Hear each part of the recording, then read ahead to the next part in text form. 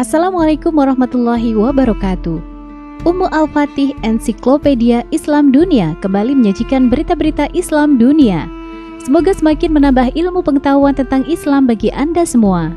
Dan jangan lupa klik subscribe dan notifikasi tombol lonceng agar selalu mendapatkan update terbaru dari channel ini.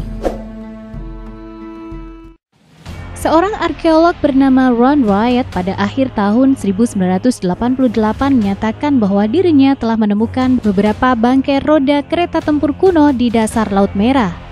Menurutnya, mungkin ini merupakan bangkai kereta tempur Pharaoh atau Fir'aun yang tenggelam di lautan ketika digunakan untuk mengejar Musa bersama para pengikutnya.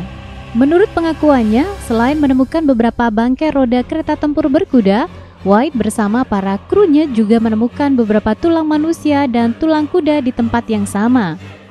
Penemuan ini tentunya semakin memperkuat dugaan bahwa sisa-sisa tulang belulang itu merupakan bagian dari kerangka para tentara Pharaoh yang tenggelam di Laut Merah. Apalagi dari hasil pengujian yang dilakukan di Stockholm University terhadap beberapa sisa tulang belulang yang berhasil ditemukan. Memang benar adanya bahwa struktur dan kandungan beberapa tulang telah berusia sekitar 3.500 tahun silam, di mana menurut sejarah, kejadian pengejaran itu juga terjadi dalam kurun waktu yang sama. Selain itu, ada suatu benda menarik yang juga berhasil ditemukan, yaitu poros roda dari salah satu kereta kuda yang kini keseluruhannya telah tertutup oleh batu karang, sehingga untuk saat ini bentuk aslinya sangat sulit untuk dilihat secara jelas. Apalagi dari hasil pengujian yang dilakukan di Stockholm University terhadap beberapa sisa tulang belulang yang berhasil ditemukan. Memang benar adanya bahwa struktur dan kandungan beberapa tulang telah berusia sekitar 3.500 tahun silam, di mana menurut sejarah kejadian pengejaran itu juga terjadi dalam kurun waktu yang sama. Penemuan jasad Fir'aun. Profesor Michael Durgon menjadi salah satu ilmuwan yang berjasa mengambil sampel organ Fir'aun pada tahun 1975 di Kairo.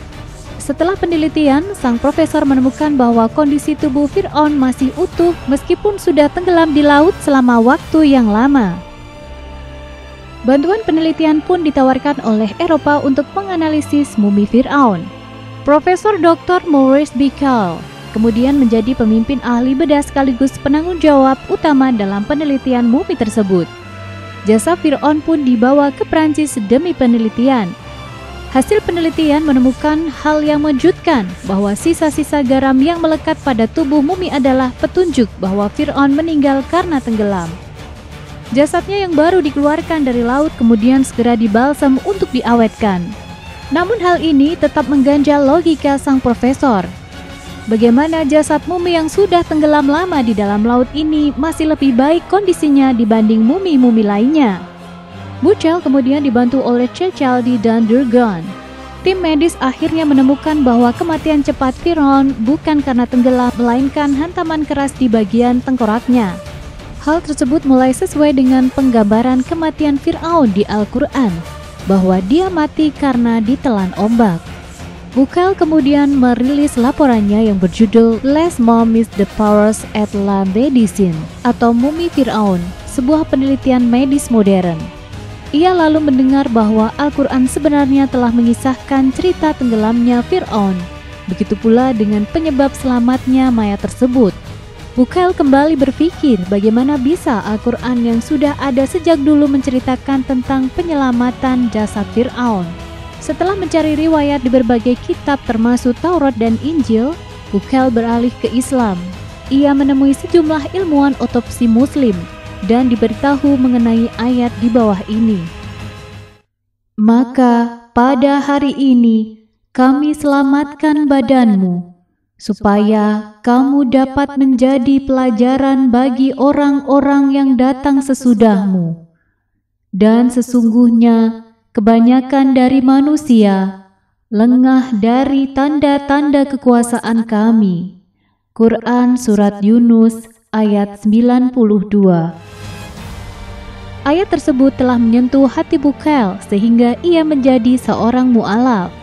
Masya Allah. Nah pemirsa, inilah akhir kebersamaan kita. Mohon maaf jika dalam tayangan ini ada tayangan gambar dan narasi yang menyinggung hati. Semoga tayangan ini bisa menjadi hikmah dan ibroh bagi kita semua.